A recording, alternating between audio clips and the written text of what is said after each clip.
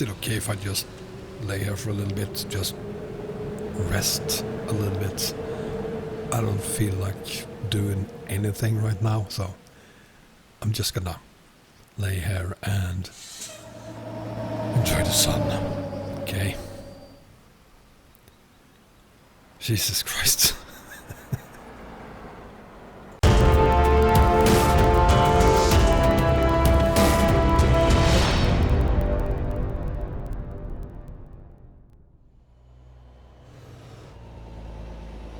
Hi guys, it's Wombat and this is the Legiunnaire map.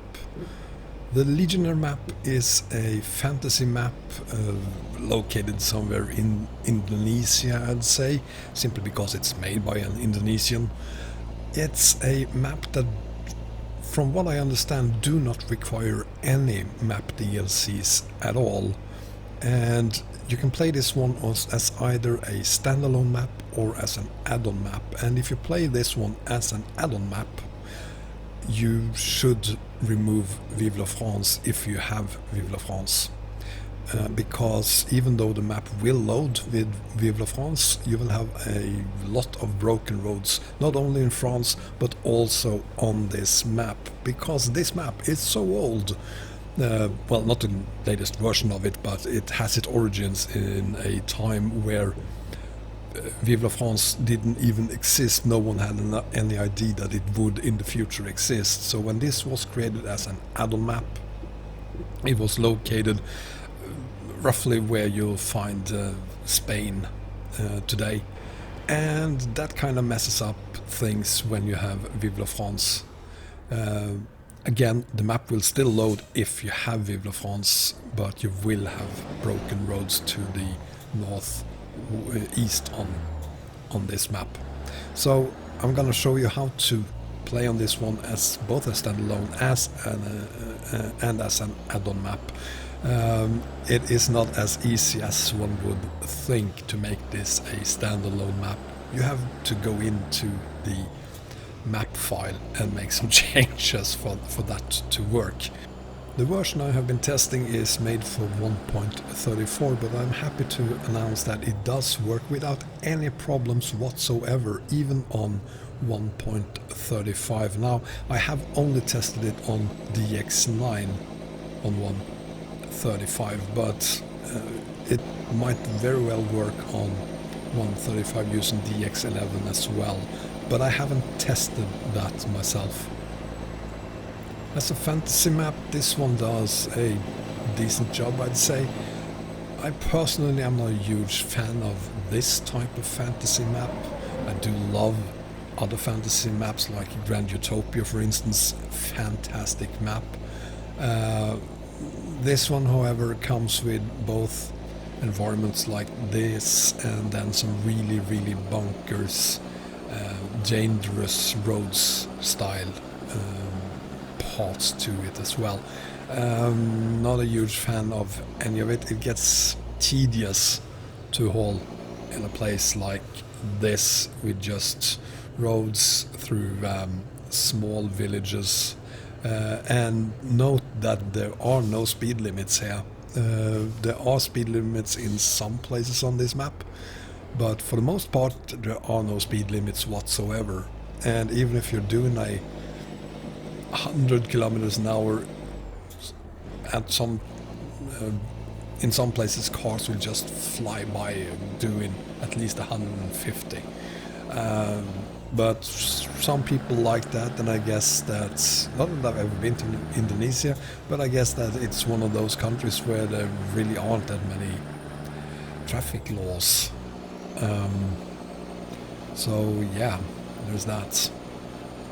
So for this video we're gonna start by going through how you change this map from a default add-on map to a standalone map instead.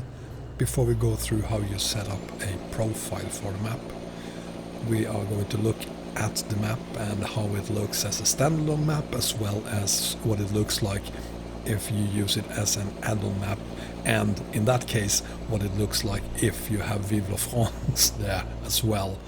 As I said, that kind of works, but it really doesn't. And then I'm going to talk a little bit about what I think of this map. So let's do this. So the first thing you want to do is find the map L2 XXX. This could say something else. .zip. Depending on which version of the map you are doing this for. But in my case it is the version 9, so map L2 V64 base L V9 must active .zip. So I right click it and open it in 7-zip. And here in 7-zip you then double click the map folder, right click the Europe folder and select rename.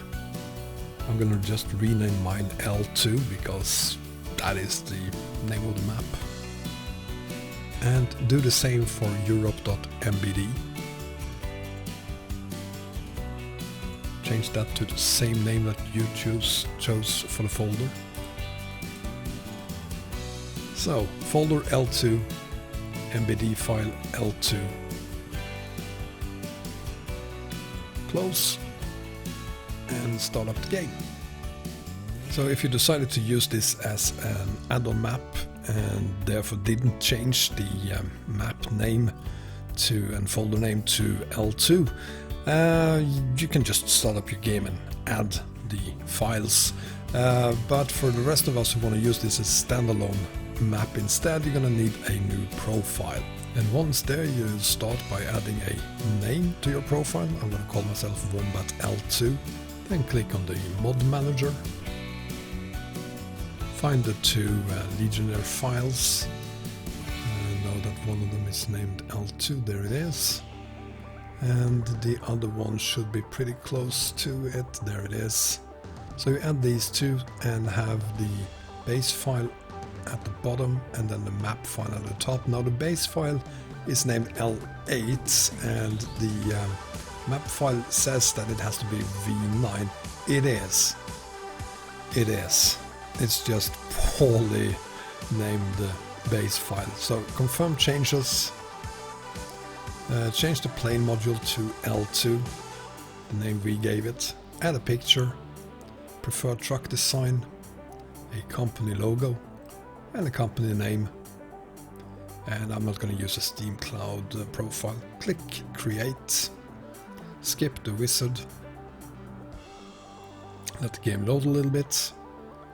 And click OK to select your headquarters. As you can see, there's a lot of cities to choose from. And as you can see, there is a background there, never mind that. And I'm going to go with the default. Confirm selection, skip tutorial. Yeah, we've all done this so many times now. And there you have it. The game loads and you are able to start your first haul. Now, if we add this map as an add-on map and have Viva la France, you'll see that France is broken a little bit. Just a little bit. Basically, all along the border of this map you have broken roads into France and Spain. But it is connected to Southampton there via ferry, as you can see. So yeah, it kind of made sense a few years back, I guess. The map itself, it's here. But yeah, not ideal using it with Viva la France. But if I show you the map as a standalone, you'll see that, yeah, we still have Southampton there, but there are no broken roads on this map. And of course, if it was an add-on map and I didn't have Viva la France, it would fit nicely just southwest of Europe.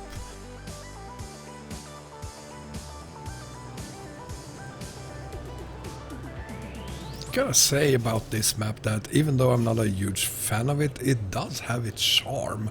There are some different ways of doing things on this map that you don't see on that many other maps. For instance, this area here is a industrial area. There are no real actual roads into the industries to the left here, but I need to refuel, so to get to the gas station you pull over, let's see if we can find it, there it is. You pull over here and then you just drive over there, over the grass, and in many cases if you do that you will go through or drive through the map or the grass and start flying, and that doesn't happen on this map. It's supposed to be like this. Interesting, different, not unique, I've seen it before, but it's done consistently on this map. Then you have places like this where you really need to get your speed up to get up the hill, and then immediately slam the brakes to get through or around the hairpin. If you come in too fast you will fly over over the barrier, and that's never good. And you constantly have to be on the brakes as well. There are so many places where you go steeply either uphill or downhill, and going downhill, even though it doesn't look that steep, you will have to go hard on the brakes. I'm using the motor engine, motor brake a lot on this one, just because I don't want to wear the brakes out. Is this difficult? Sort of, I guess. Mainly because it's more or less impossible to find a rhythm.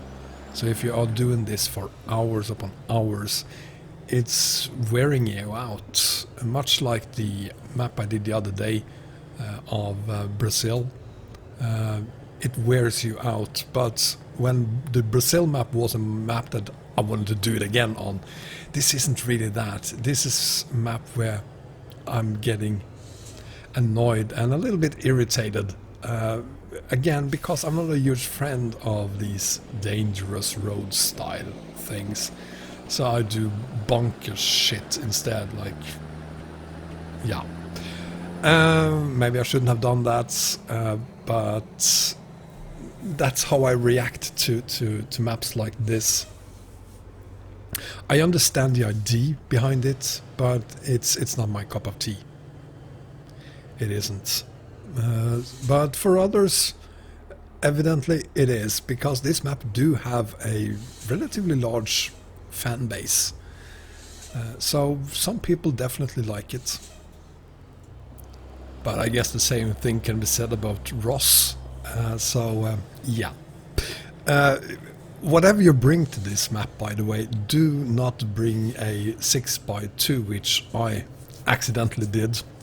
You're gonna need a 6x4 at least, or preferably even a 6x6, probably with a tag lift, just to make sure. And because if you don't, shit can happen. This could possibly be why you call it dangerous or difficult roads. Is this difficult? No, I just brought the wrong tool. Eventually I got up. It took a while, but I got up. Even though I got beached as well. The trailer not being even a low bed got beached. So, yeah, but I got up here eventually.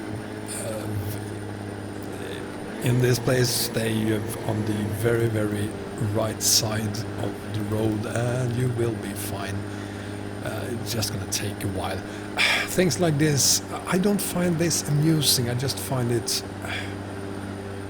boring. And due to the size of the map, I guess errors are inevitable.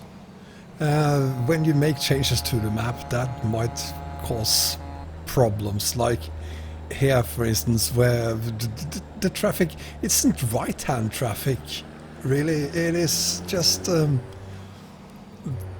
it just ignores the tarmac, which forces me to do the same thing. Dangerous roads, yeah, definitely, I would definitely call this dangerous, but Is it challenging? No, it's just boring. But that's the kind of problem that can exist, of course, when you are editing a huge map like this. It will probably be fixed in the next version of the map. This problem, on the other hand, shouldn't really be here. Let's see if you can spot the problem here, the bug here. This is just annoying. And it's probably something that's been like this since day one of this part of the map. Yeah, and another problem here is also that the trains are coming all the time. So I've waited for like 5 or 6 trains, and then I just gave up and took off anyway. So in this case, the bug worked in my favor. And what is this guy doing walking on the road? I mean, seriously?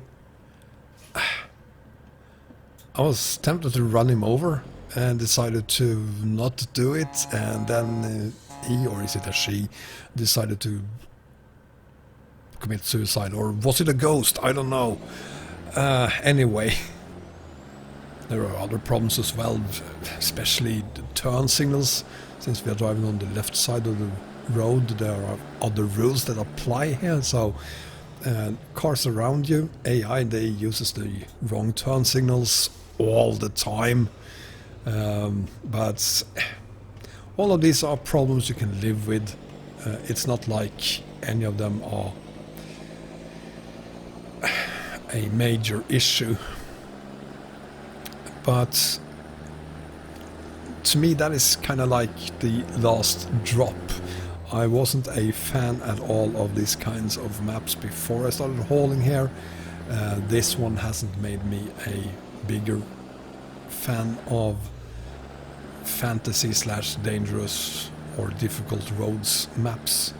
On the contrary, I react negatively to hauling on maps like this, so I just want to floor it and get to my destination and get it over with as quickly as I possibly can. And then this happened, and that pissed me off even more. So I really floored it even more, and yeah, the rest is history, so to say. So I'm gonna end the video here. Thank you very much for watching. I hope you enjoyed the video, and if you did, please give me a thumbs up, and if you haven't already done so, please subscribe as well. Feel free to share my videos on your social media. It is something I'm deeply honored by every time that happens, so keep on doing it. Keep on sharing my videos. With that said, take care everyone. Bye bye.